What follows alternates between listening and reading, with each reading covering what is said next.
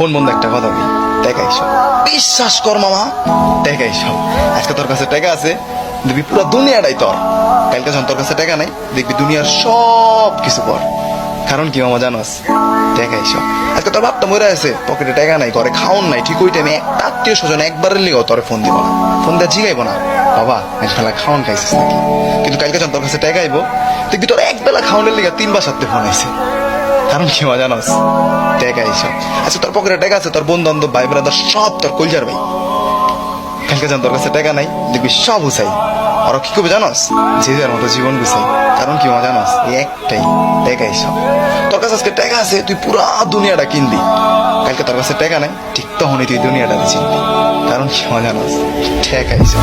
তোর টাকা আজকে কামাইলো কামাই তুইব, কালকে কামাইলো কামাই তুই।